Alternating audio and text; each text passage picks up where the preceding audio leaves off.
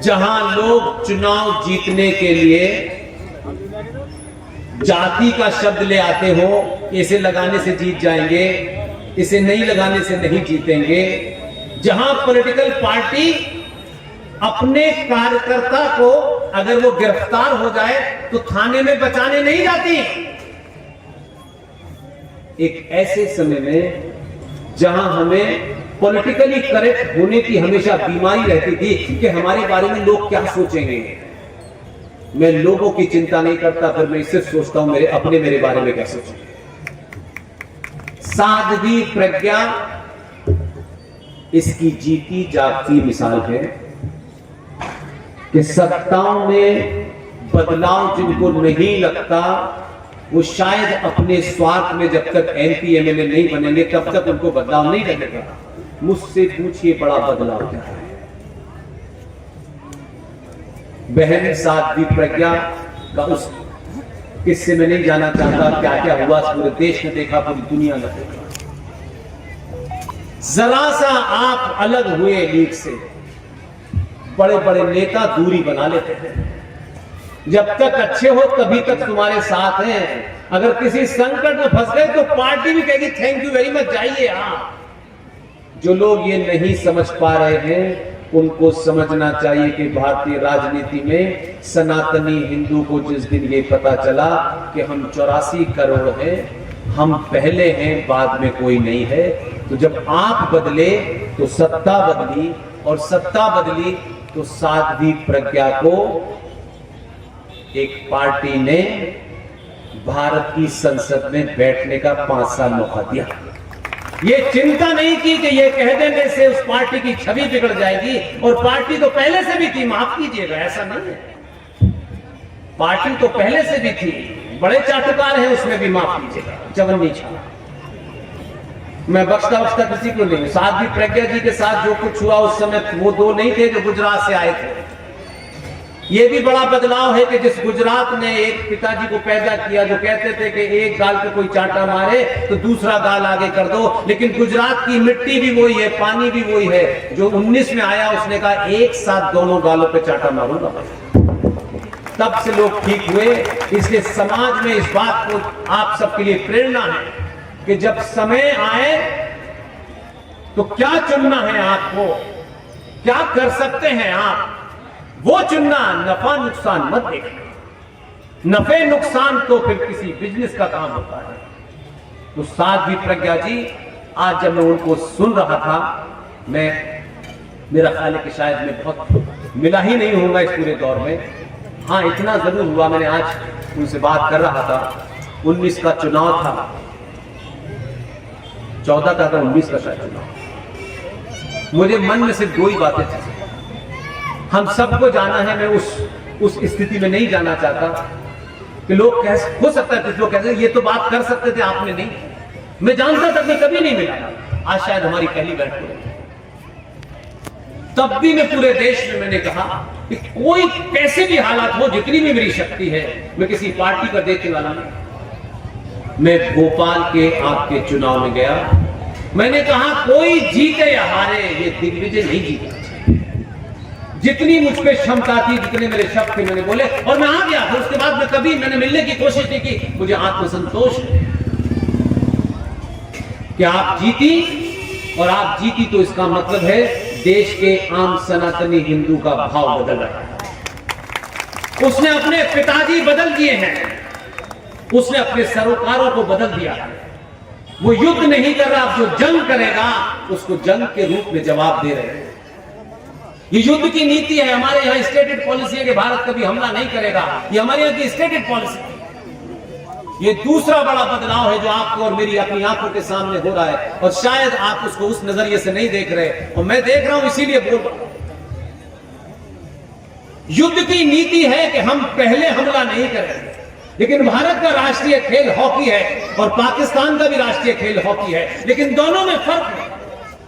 Hockey का नियम यह है attack is the best defence, अगर सुरक्षा करनी है तो हमला करो, ये हॉकी का नियम है। लेकिन हमारी राष्ट्रीय नीति किन मूर्खों ने बनाई मैं नहीं जानता कि हम पहले हमला नहीं करेंगे। और जब आप किसी योद्धा को चुनते हैं तो योद्धा को पता है कि मुझे इन्होंने इसलिए नहीं चुना है कि मुझे सबका समर्थन चाहिए। योद्धा को चुनने में योद्धा अपनी बात याद रखता है कि मुझे करना क्या है। इसलिए मैं आपको एक घटना सुना रहा हूं। ये घटना आपको कोई सुना नहीं सकता, क्योंकि उस तरीके से लोगों के सोचने का एंगल ही नहीं है। लोग उधर देखना नहीं चाहते। और मैं इन पूरे जीवन में वही घटनाएं मुझे याद रहती है कि किस बात को कहां आपको जोड़ना था, वो आपने देखे नहीं। आपको अंदाजा ही नहीं कि क्या हो गया इस बीच में। 9 मार्च 1922, किसी को इस घटना का पता है कि 9 मार्च 1922 को क्या हुआ? उसको ज्यादा प्रचारित नहीं किया गया,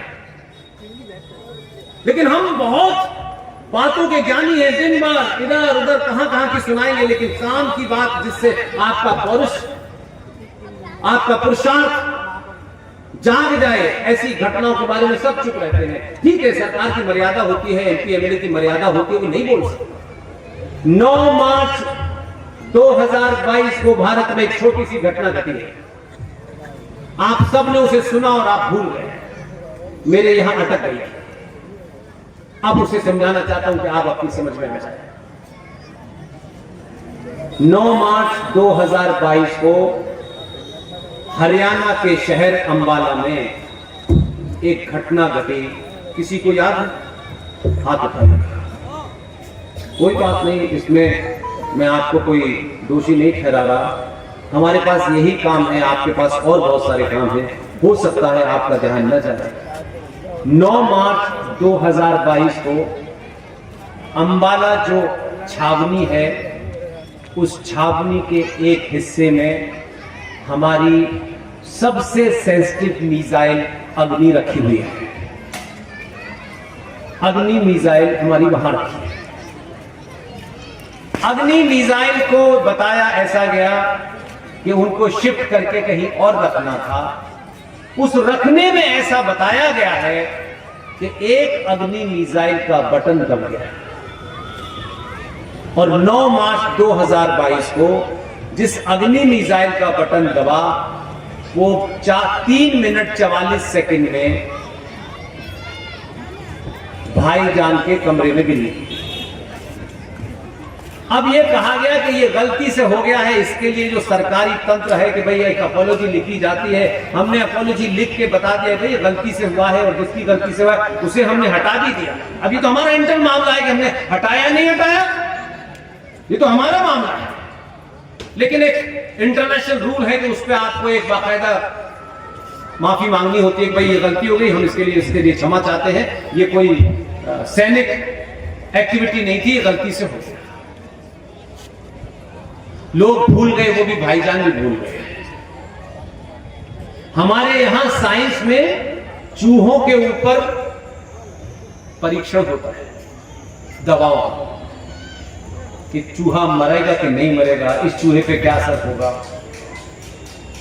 आपने जिसे 2014 में चुना है, उसने 9 मार्च 2022 को गलती से अग्नि नहीं चलाई थी, रियल टेस्ट किया था कि होगा कि नहीं होगा।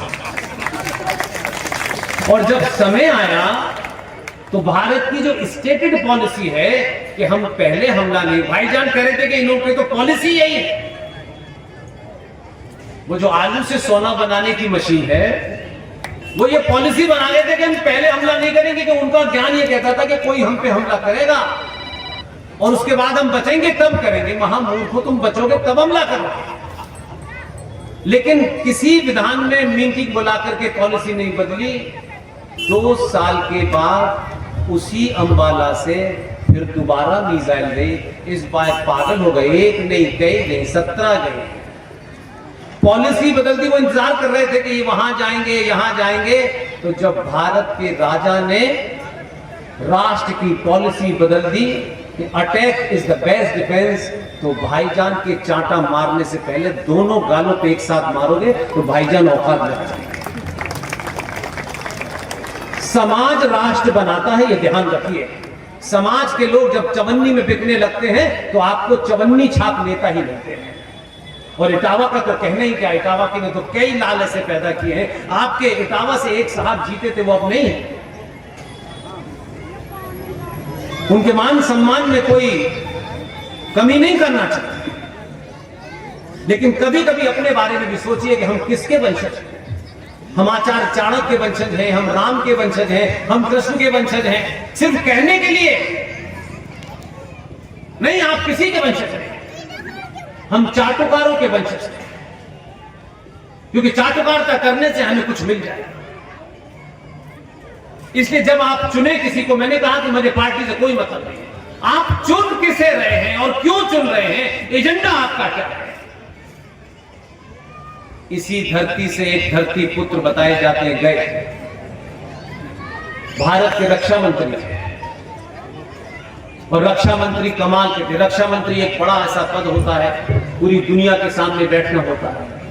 अब राजनीति का गणित देखिए कि वो बेचारे जीत गए, फिर वहां सरकार बनी, तो सरकार में उन्हें कौन सा पद दिया जाए, क्या सोच के दिया जाए, इसकी कोई गिनती नहीं थी, क्योंकि उनको खुश रखना था तो उनको रक्षा मंत्री बना।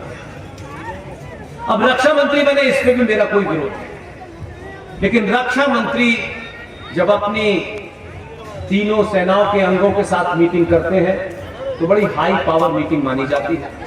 यह घटना मैं इसलिए बता रहा हूं कि उस समय नाम मत पूछिएगा, एयरफोर्स के चीफ अंदर बैठे हुए, वो रिटायर हो गए। जब उन्होंने मुझे एक किस्सा बताया तो मैं घंटों सोचता रहा कि हम क्या कर रहे हैं, हम क्या क्या सोच के वोट देते हैं, कैसे सरकारें चलती हैं इस देश में। आप ही के इस क्षेत्र के जीते हुए मेंबर ऑफ पार्लियामेंट माननीय स्वर्गीय मुलायम सिंह जी रक्षा मंत्री थे, और रक्षा मंत्री की बैठक में तीनों सेनाओं के टॉप लोग बैठे हुए थे, और रक्षा मंत्री को एक लेफ्टिनेंट खड़ा हुआ और उसके हाथ में एक लैपटॉप था, और उस बेचारे ने सिर्फ इतना ही कहा कि माननीय रक्षा मंत्री जी, अब मैं आपके सामने पावर पॉइंट प्रोग्राम पेश करूंगा। रक्षा मंत्री हत्थे से उखड़ गए, आंख बबूला हो गए, और उन्होंने मालूम है क्या कहा, ये दुनिया देखेगी सुनेगी तो हंसेगी। रक्षा मंत्री ने जो शब्द कहे उसमें उनकी गलती नहीं, उनकी बैकग्राउंड ऐसी थी बेचारा।